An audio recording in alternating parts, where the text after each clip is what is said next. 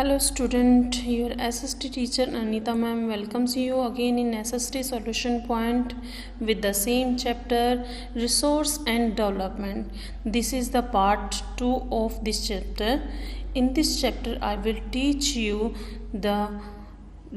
about the development and land resources.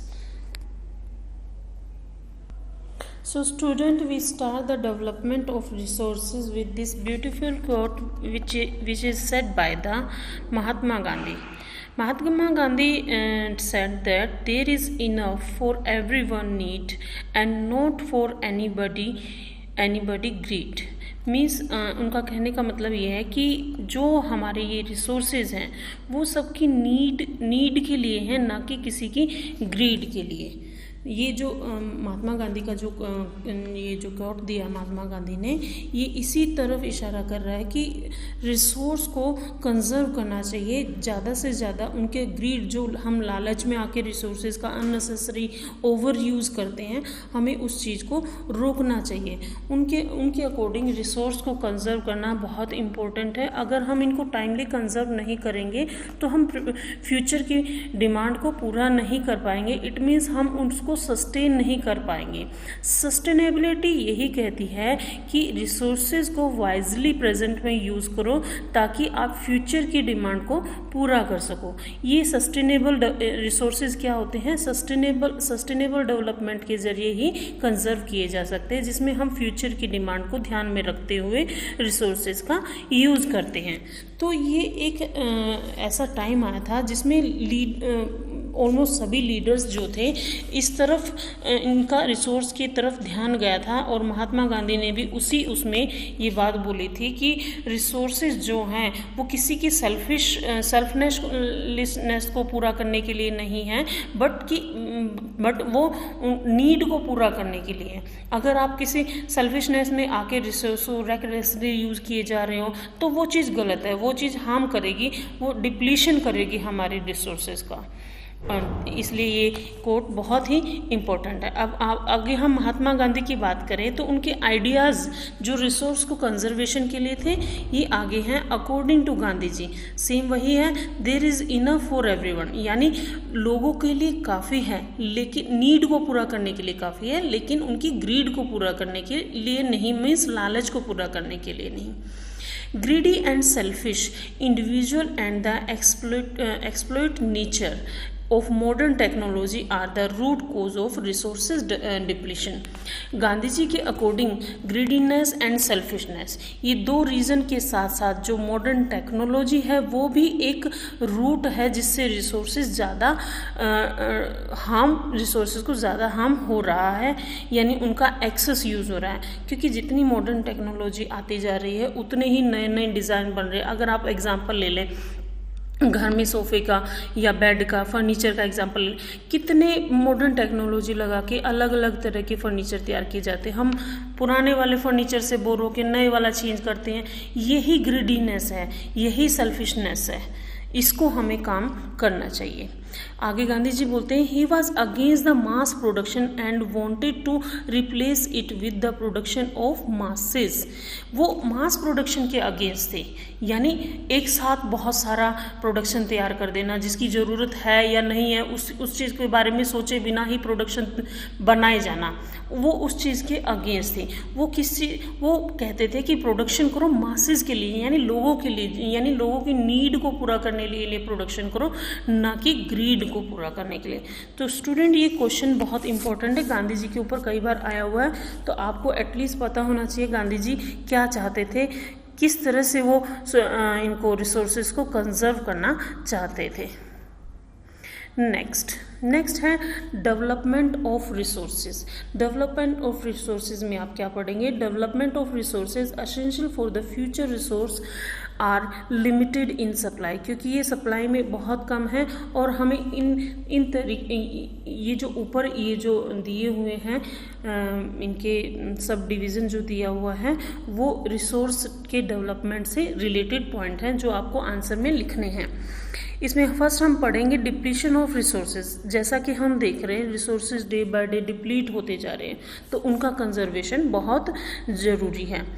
Next हम scarcity of resources कुछ resources ऐसे हैं जो काफ़ी लैक होते जा रहे हैं। लाइक हम फजल फ्यूल्स की बात करें तो ये आगे आने वाले फ्यूचर्स की डिमांड को पूरा नहीं कर पाएंगे, क्योंकि इनकी एक लिमिट है और इनके बनने का प्रोसेस इतना लंबा है कि इनको हम टाइमली रीजनरेट भी नहीं कर सकते।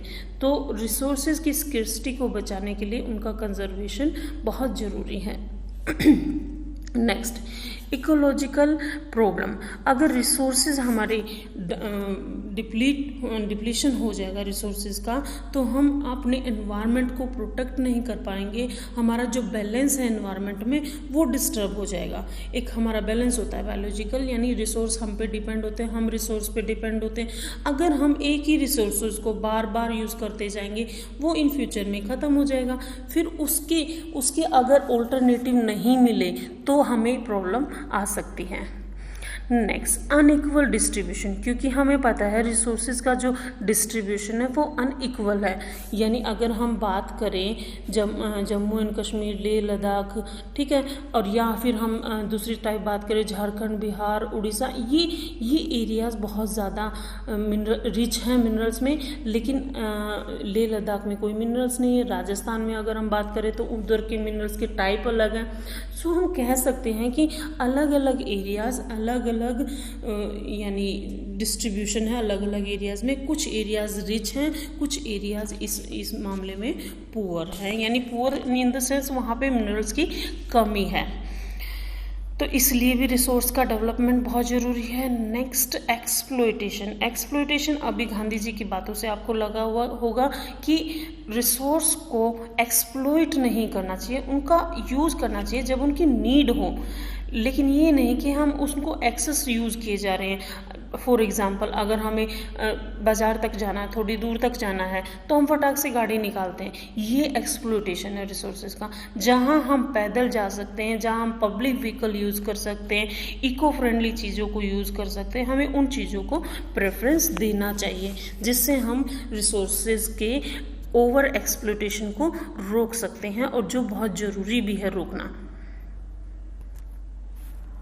So student, after resource conservation we study the resource planning. Resource planning क्या है, रिसोर्स प्लानिंग की क्या नीड है और इसकी क्या क्या स्टेजेस हैं, और इंडिया में इसको कैसे प्लान किया गया है, ये सब हम रिसोर्स प्लानिंग के अंडर पढ़ेंगे। रिसोर्स प्लानिंग क्या है, what is resource planning? Resource planning is a technique और skill of proper utilization of resource, यानी ये एक स्किल है, इसमें कंजर्वेशन इंक्लूड नहीं है, बट इसमें ये है, इसमें टेक्नोलॉजी इंक्लूड है, इसमें वो स्किल्स लोगों को सिखाई जाती है जिससे हम रिसोर्स की प्रॉपर एक प्लानिंग तैयार कर सकते हैं। इसकी कुछ स्टेजेस हैं। फर्स्ट इसकी स्टेज है identification of listing of resources, यानी इसमें हमें ये पता होना चाहिए कि हमारे पास क्या क्या रिसोर्सेज हैं। जैसे हम इसका पता लगाने के लिए हम सर्वे कर सकते हैं, मैप प्रिपेयर कर सकते हैं, मेज़रमेंट कर सकते हैं, हमें उनकी क्वांटिटी का आइडिया होना चाहिए, उनकी क्वालिटी कैसी है, ये सारी चीज़ आइडेंटिफिकेशन एंड लिस्टिंग के अंडर आती है। यानी जो भी रिसोर्स प्लानिंग करते हैं, हमारे जो भी प्लानिंग कमीशन होते हैं, उनके पास ये 3 स्टेजेस में वो वर्क करते हैं। फर्स्ट हमारी आइडेंटिफिकेशन, यानी रिसोर्स को पहचानना, उसकी क्वालिटी का पता चलाना, उसकी क्वांटिटी का पता चलाना। Next stage planning for the exploitation, यानी उनके लिए फिर प्लान तैयार करना, जो रिसोर्सेज कम हैं उनको कैसे हम बचा सकते हैं, कैसे उनको कंजर्व कर सकते हैं। Develop a planning structure with the suitable technology skill and institutional setup, एक ऐसा डेवलपमेंट प्लान स्ट्रक्चर तैयार करना जिसमें हम टेक्नोलॉजी स्किल लगा के हम रिसोर्सेज के एक्सप्लॉयटेशन को रोक सकें। Third, match resources development plans with national development plans, हमें रिसोर्स के डेवलपमेंट प्लान बनाते वक्त अपने देश की, अपनी कंट्री की नीड को भी समझना चाहिए कि हमारी कंट्री की क्या प्लानिंग है, उनके अकॉर्डिंग हमारी जो प्लानिंग हो रही है रिसोर्सेज के लिए वो सूटेबल है या नहीं है। तो ये तीनों स्टेजेस बहुत इम्पोर्टेंट हैं, साथ में इनकी रिसोर्स प्लानिंग की definition. Next, need or importance of resource planning. What is the importance of resource planning? It is necessary for balance the development of India. ये एक तो बहुत ज़रूरी है बैलेंस बनाए रखने के लिए। First importance, some region of India are rich in certain resources and some are poor. I already told you this point कि कुछ रीजन ऐसे हैं जहाँ पे बहुत ज़्यादा रिसोर्सेज हैं, जैसे बिहार, झारखंड, ये जो बेल्ट है हमारी, छोटा नागपुर, ये पूरे रिच है रिसोर्सेज में, और कुछ जगह ऐसी हैं जहाँ पे रिसोर्सेज की बहुत कमी है। तो उस बैलेंस को बनाए रखने के लिए भी रिसोर्सेज ज़रूरी हैं, प्लानिंग ज़रूरी है। Some regions are self sufficient while other region are very poor in importance resources. For example, Madhya Pradesh is rich in many resources but Ladakh is poor. जो मैंने आपको बताया था, लद्दाख में बहुत कम रिसोर्सेज हैं। Wastage of resources can be avoided by planning. हम planning, जो हमने अभी प्लानिंग के स्टेप पढ़े थे, उन स्टेप के जरिए हम रिसोर्सेज की वेस्टेज को बहुत हद तक रोक सकते हैं। Environmental pollution can be reduce, इससे हम एनवायरमेंट के पोल्यूशन को भी रोक सकते हैं, क्योंकि देखो जब हमें ये पता होगा कि इस रिसोर्स को ज़्यादा यूज़ करने से पोल्यूशन ज़्यादा क्रिएट होता है तो हम उसके अल्टरनेटिव ढूंढेंगे। ये भी हमारी रिसोर्स प्लानिंग का एक पार्ट है। हम उस रिसोर्स को कम यूज़ करेंगे जिससे पोल्यूशन ज़्यादा क्रिएट होता है। Last, over exploitation of resources can be avoided. Resource planning के जरिए हम जितना ज़्यादा, जिन रिसोर्सेज का सबसे ज़्यादा यूज़ होता है, हम उन रिसोर्सेज के ओवर एक्सप्लॉयटेशन को रोक सकते हैं, नई नई टेक्निक लगा सकते हैं, अवॉइड कर सकते हैं उन रिसोर्सेज को और उनके ऑल्टरनेटिव ढूंढ सकते हैं। तो ये सारे इम्पोर्टेंस बताते हैं कि इम्पोर्टेंस क्या है रिसोर्स प्लानिंग की। नेक्स्ट हमारी रिसोर्स प्लानिंग इन इंडिया आती है। रिसोर्स प्लानिंग इन इंडिया में वही स्टेजेस इंक्लूड हैं जो हमने रिसोर्स प्लानिंग स्टेजेस में किया था। सेम वही मैपिंग तैयार करना, क्वांटिटी का पता चलना, क्वालिटी का पता लगाना और एक एप्रोप्रिएट टेक्नोलॉजी स्किल को इम्प्लीमेंट करना रिसोर्सेज को कंजर्व करने के लिए, और ओवरऑल नेशनल डेवलपमेंट के साथ ही इनकी डेवलपमेंट को मैच करना। ये इंडिया की फर्स्ट 5 ईयर प्लानिंग में लॉन्च की गई थी। ऑल्दो इंडिया की जो फर्स्ट 5 ईयर प्लानिंग थी वो ज़्यादातर एग्रीकल्चर पार्ट को इंक्लूड कर रही थी, तो उसमें रिसोर्स के लिए भी कुछ प्रिपरेशन की गई थी। तो स्टूडेंट यहाँ तक हमारा हो गया रिसोर्स प्लानिंग के बारे में। नेक्स्ट हमारा है लैंड रिसोर्सेज के बारे में।